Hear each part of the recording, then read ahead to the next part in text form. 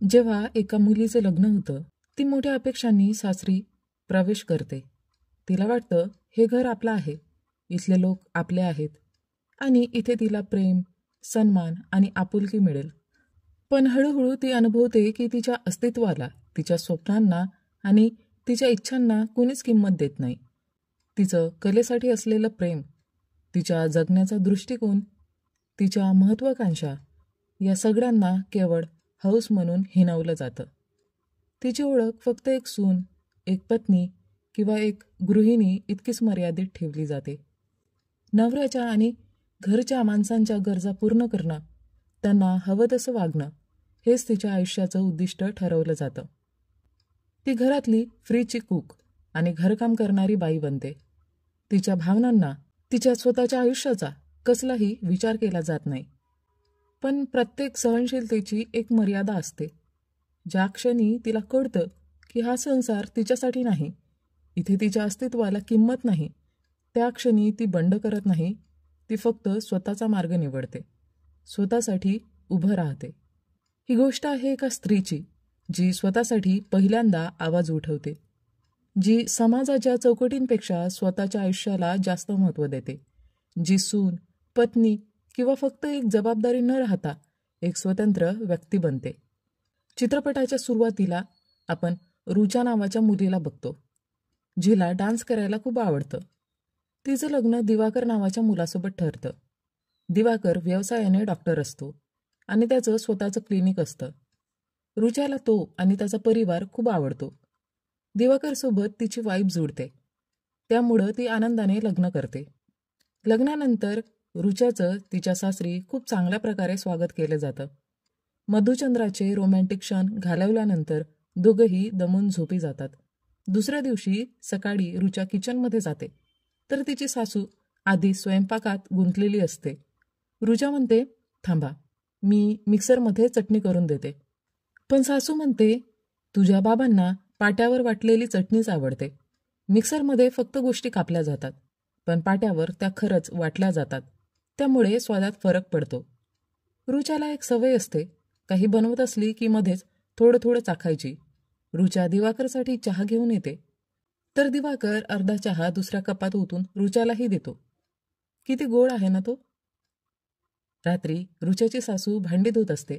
रुचा म्हणते, राहू द्या, उद्या कामवाली येईल, ती धुईल. पण सासू म्हणते, नाही बेटा, किचनमध्ये आपण अशी भांडी ठेवू शकत नाही. रुचा म्हणते, द्या मग, मी करून देते. पण सासू उत्तर देते, नाही, आज राहू दे. रुचा आपल्या रूममध्ये जाते, तर दिवाकर रोमॅन्टिक मूडमध्ये असतो. पण रुचा म्हणते, आज खूप खाल्लं आहे, मूड नाही, आज नाही करूया ना. पण दिवाकर ऐकत नाही आणि जबरदस्ती करू लागतो. रुचा त्याला थांबवण्याचा प्रयत्न करते, पण दिवाकर थांबत नाही. शेवटी त्याचं मन होतं तेच होतं. तिची सासू रात्री किचन पूर्ण साफ करून झोपते. रात्रीचे 12 वाजून गेलेले असतात. रुचाला काही समजत नाही. तिने नकार दिला, पण दिवाकरने ऐकलंच नाही. तिला बरंही वाटत नव्हतं. सकाळी सासू 6 वाजता उठते. उठल्याबरोबर ती कामाला लागते. आपल्या नवऱ्याचे कपडे काढून ठेवते. त्याच्या बेडच्या बाजूला चप्पल ठेवते. तो उठल्यावर त्याला जिऱ्याचं पाणी देते आणि मग किचनमध्ये स्वयंपाकाला लागते. रुचाही तिला मदत करायला जाते. दिवाकर सकाळी टेनिस खेळायला जातो. सासरे पेपर वाचतात आणि मग नोकराकडून तेल मालिश करून घेतात. रुचा किचनमध्ये असते.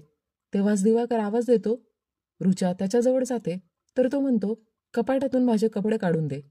रुचा त्याची पॅन्ट शर्ट काढते, तर दिवाकर म्हणतो, पूर्ण कपडे काढ, कच्छा बनियानसुद्धा. टोमणा मारत रुचा म्हणते, घालूनही द्यायचं का? तर दिवाकर म्हणतो, हो, का नाही. कपाट फक्त 2 पावलं दूर असतं. तो स्वतःच कपडे काढू शकला असता, पण त्याने रुचाला आवाज देऊन बोलावलं. तेही किचनमध्ये ती काम करत असताना. नाश्ता तयार होतो आणि दिवाकर व त्याचे वडील जेवायला बसतात.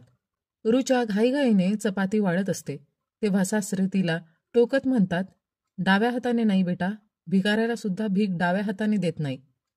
एकतर गरमागरम चपात्या बनवा आणि वरून हेही ऐका की कोणत्या हाताने द्यायचं आहे. रुचा तिच्या सासूला म्हणते, तुम्ही सुद्धा बसा ना, गरमागरम खा. पण सासरे म्हणतात, यांना कोणतं क्लिनिकला जायचं आहे. रुचा काही बोलणार असते, तेवढ्या सासू म्हणते, जा दिवाकरसाठी गरमागरम फुलके घेऊन ये. रुचा फुलकी देऊन सासऱ्यांसाठी पोळ्या करायला बसते. तेव्हा ते चहा मागतात. रुचा चहा बनवून सासऱ्यांना आणि दिवाकरलाही देते. तिला वाटत असतं की दिवाकर नेहमीप्रमाणे प्रेमाने तिच्यासोबत चहा शेअर करेल, पण आज तसं होत नाही. तो सरळ बाहेर निघून जातो. सासरे रोज कुठेतरी बाहेर जात असतात, म्हणून त्यांच्या जाण्याच्या आधीच सासू त्यांची चप्पल बाहेर काढून ठेवते. दोघेही पुरुष जेवण करून टेबलवरचं ताट तसंच टाकून आपापल्या कामाला निघून जातात. त्यांच्या निघून गेल्यानंतर रुचा आणि तिच्या सासूचं जेवण होतं. रुचाची बबली नावाची एक मैत्रीण असते, जी स्वतःही डान्सर असते. ती रुचाला बोलवत असते, तू पण ये ना रिहर्सलसाठी. पण रुचाला घरातल्या कामापासून वेळच मिळत नव्हता. सासूला एक मुलगी असते, जी परदेशात आपल्या नवऱ्यासोबत राहते. ती गर्भवती असते, म्हणून ती आईला बोलवत असते आणि रुचा बोलते की जा, मी इथलं सगळं सांभाळून घेईल. तिथे जाण्याचं ठरतं तर घरगुती पदार्थ घेऊन जाणं साहजिक होतं, लोणचं, चिवडा वगैरे. म्हणून सासू ते बनवायला लागते आणि रुचा तिची मदत करते. मध्येच ती थोडं थोडं चाकतेही आणि सासूकडून शिकते की हे सगळं काम कसं करायचं. सासू निघून जाते आणि घर सांभाळायची जबाबदारी रुचावर येते. नेक्स्ट मॉर्निंग रुचा लवकर उठून चहा बनवते आणि सासऱ्यांना देते. ते म्हणतात, मी सकाळी चहा पित नाही. तुझी आई मला आधी अजवाईंचं पाणी देते. रुचा त्यांना लगेचच अजवाईंचं पाणी करून देते आणि मग पटकन नाश्ता बनवायला लागते, जो जवळपास जेवणा इतकाच भरपूर असतो. ती पाट्यावर चटणी वाटत असते, तेव्हा चुकून मिरची तिच्या डोळ्यात जाते. पटकन सगळं आटोपण्यासाठी ती चटणी मिक्सरमध्ये वाटते. मिक्सरचा आवाज सासऱ्यांना स्पष्ट ऐकू येतो, पण ते काही बोलत नाही. नाश्ता करत असताना दिवाकर विचारतो, फक्त पोळ्या आहेत का, फुलके नाहीत का? रुचा लगेचच गरमागरम फुलके करून देते. तेव्हा सासरे चटणी पाहून म्हणतात, दही आहे का, दे मला. आणि मग म्हणतात, पाट्यावर वाटताना हात जडत असतील ना, काही हरकत नाही. तू एकटी किती गोष्टी सांभाळणार, तुझ्या सासूबाईला सवय आहे हे सगळं करायची. कामावर जाण्याच्या आधी दिवाकर रुचाजवळ येतो आणि म्हणतो, लवकर एक किस दे ना. रुचा म्हणते, नको, माझ्यातून घाण वास येतोय.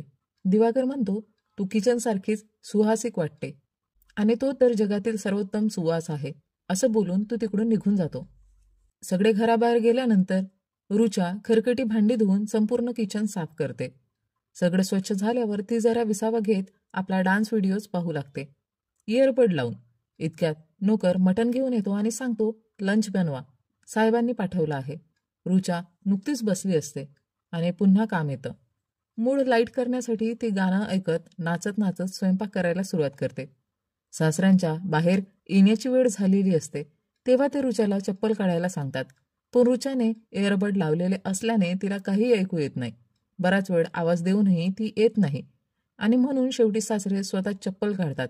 मग ते किचनमध्ये येतात आणि पाहतात की रुचा नाचत असते. त्यांना पाहून रुचा दचकते आणि एकदम जागच्या जागी थबकते. सासरे नाराज होतात आणि रागाने दार जोरात बंद करून बाहेर निघून जातात. दिवाकरचा लंच टाइम होतो, पण घरून डबा जात नाही, कारण जेवण अजून शिजलेलं नसतं. सासरे घरी जेवायला बसतात तेव्हा रुचा म्हणते, मला माफ करा पापाजी, मटण शिजायला वेळ लागला म्हणून उशीर झाला. सासरे म्हणतात, तू हे कुकरमध्ये शिजवलंस ना? मग हा पुलाव झाला, बिर्याणी नाही. दमपुक्त बिर्याणी म्हणजे मंद आचेवर हळूहळू शिजवलेली असते. दिवाकर संध्याकाळी घरी येतो आणि म्हणतो, 12-12 तास काम करतोय, निदान जेवण तरी वेळेवर मिळायला हवं ना. आज दिवसभर 6 कप कॉफी पिऊन दिवस काढावा लागला. आता तरी डिनर मिळेल का, की तेही नाही. मग तो म्हणतो, फुलका गरमच दे. सासरे आपल्या पत्नीला म्हणतात, तू तुझ्या असिस्टंटला पातेल्यात बिर्याणी करायला शिकवलं नाही वाटतं. आई म्हणते, काही दिवस तुम्ही पुलावच खा. सासरे म्हणतात, खाणं काहीही चालेल, पण सुनेला घर सांभाळायला शिकवावंच लागेल. निदान तिला नीट डस्टिंग करायला सांग, नाहीतर मला ॲलर्जी वाढेल, तर मला स्वतःच हॉस्पिटलमध्ये ॲडमिट व्हावं लागेल. आईने एकदा सांगितल्यावर रुचा दुसऱ्या दिवशी व्यवस्थित स्वच्छता करायला लागते. नेक्स्ट डे रुचा सासऱ्यांनी सांगितल्याप्रमाणे दमपुक्त बिर्याणी बनवते आणि मग विचारते कशी झाली. पण सासरे शांतपणे जेवण करत राहतात, काहीच बोलत नाही. जेव्हा कोणी प्रेमाने स्वयंपाक करतं तेव्हा खाणाऱ्याने काहीतरी कौतुक करावं अशी अपेक्षा असते.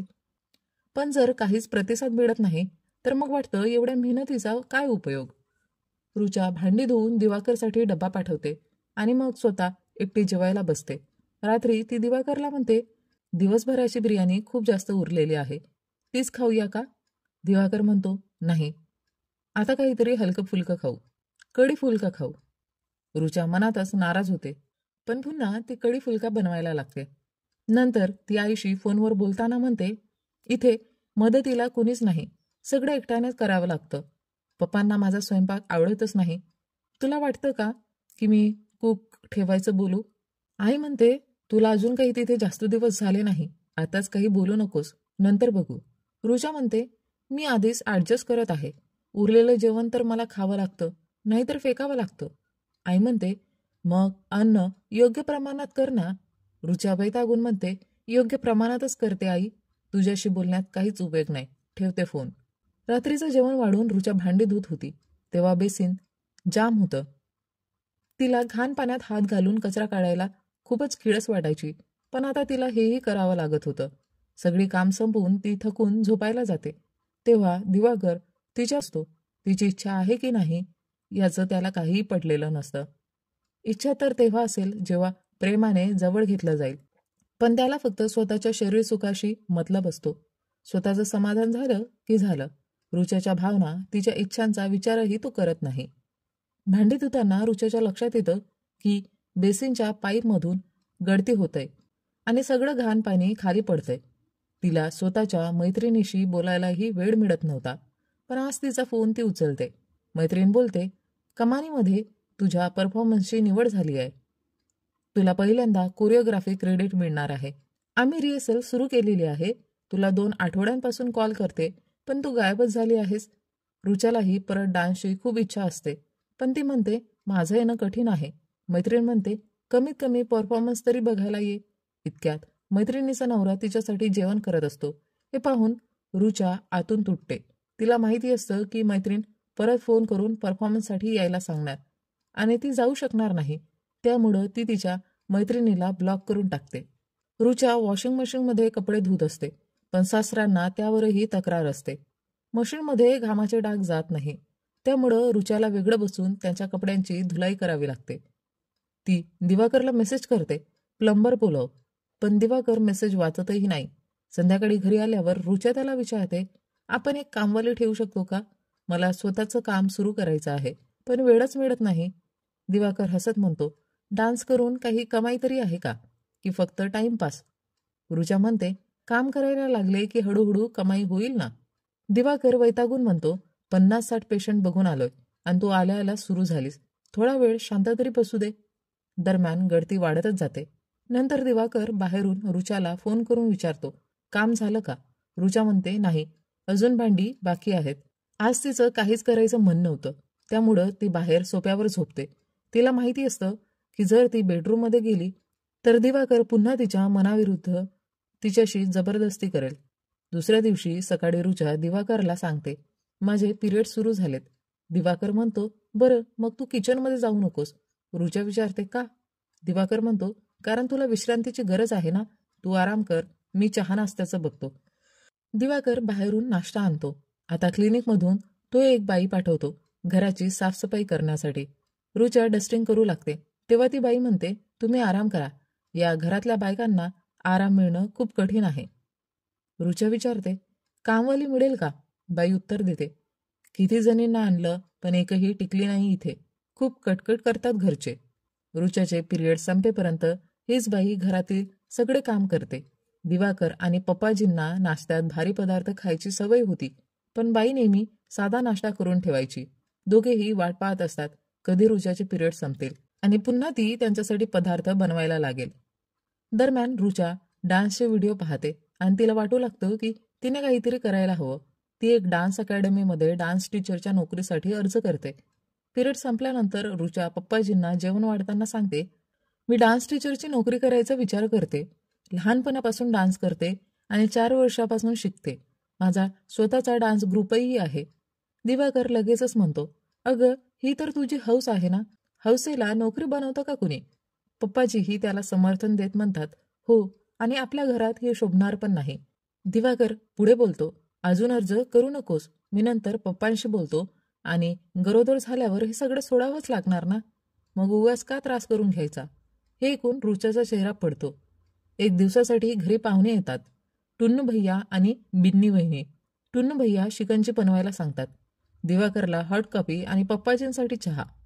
रुचा सगळं तयार करेपर्यंत हे लोक बाटली उघडून बसलेले असतात.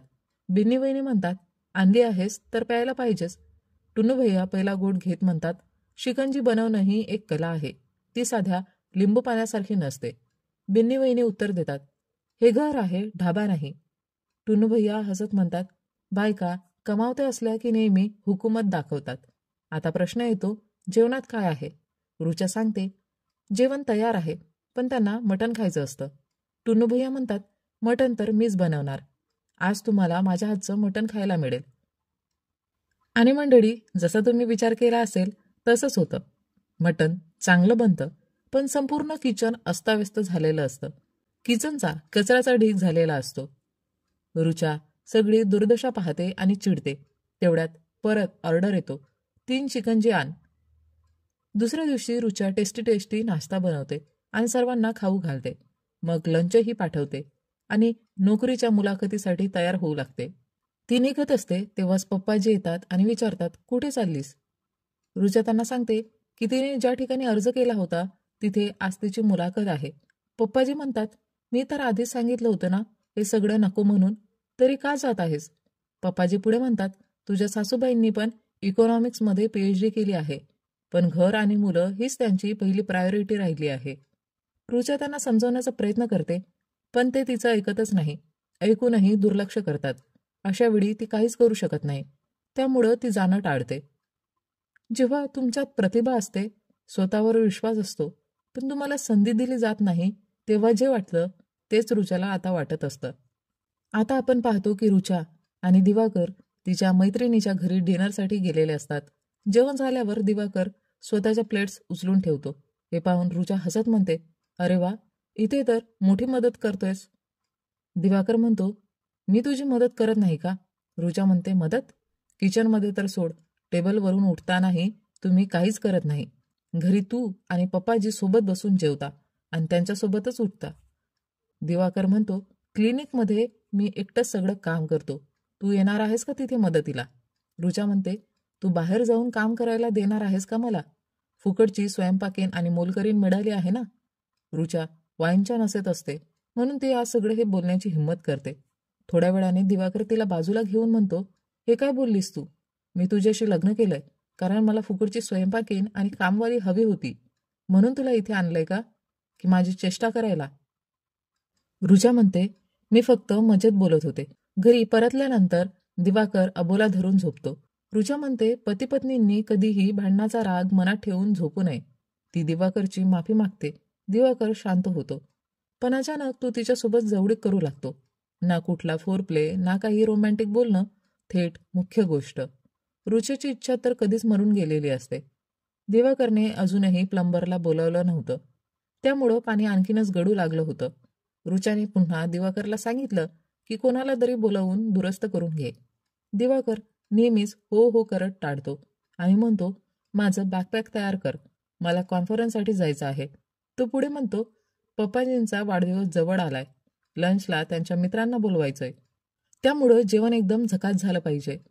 जाता जाता दिवाकर पुन्हा स्वतःची हौस भागवण्यासाठी रुचेच्या जवळ येतो, पण रुचा त्याला मागं सारत म्हणते, नको, मला नाही करायचं आता. संभोग फक्त मूल होण्यासाठी करायचं असतं का? ती संतापून विचारते. दिवाकर म्हणतो, आपण नवरा बायको आहोत, फॅमिली प्लॅनिंग तर करावंच लागेल ना. रुचा उत्तर देते, असं मशिनी संभोग करून फॅमिली प्लॅनिंग करायचं का? तुला दिसत नाही का की मला यात त्रास होतो, पण तुला फक्त तुझ्या गरजांची मतलब आहे. ती पुढे म्हणते, संभोग हे काही काम नाही की झालं की निघून गेलं. थोडं प्रेम असावं, थोडा फोरप्ले करा. माझ्याही काही इच्छा आहेत, पण तू नेहमीच थेट सुरू होतो आणि झालं की संपलं. हे ऐकून दिवाकर चिडतो आणि म्हणतो, खूप अनुभव आहे वाटतं तुला याचा.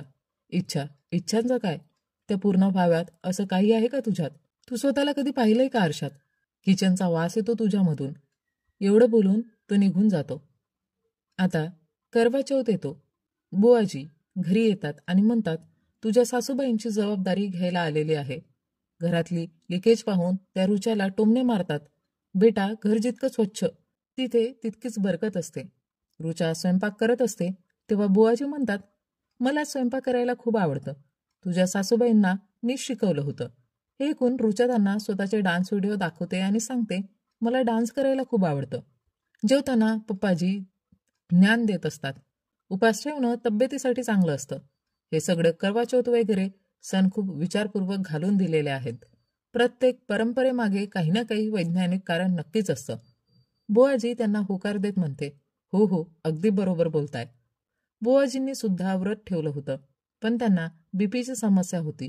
त्यामुळे त्यांची तब्येत थोडी खालावत होती. रुचा काळजीने म्हणाली, बुवाजी तुम्ही औषध घ्या ना. बुवाजींनी नकार दिला.